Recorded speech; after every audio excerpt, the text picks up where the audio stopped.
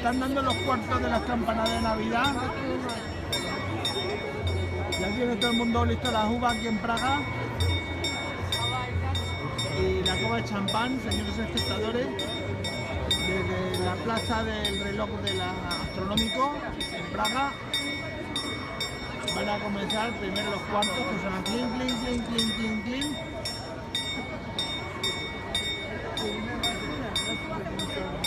Es que son muchos cuartos, porque en Praga hay muchos cuartos.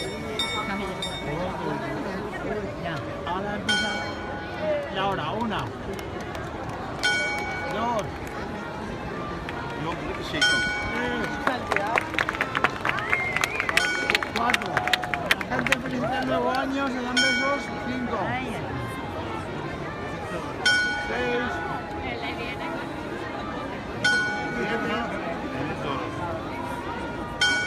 8. Señores telespectadores, 9, que es una hora más. ¿Por qué es una hora más? Porque estamos 10, porque son 2 horas más. Y 11 y 12. Ahora ya está bien. Y 13 porque son las 20 de la tarde. Y 14 y 15.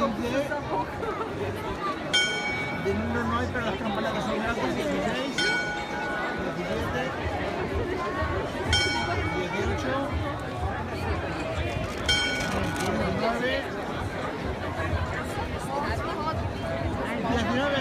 ¡Feliz año 1917! Adiós.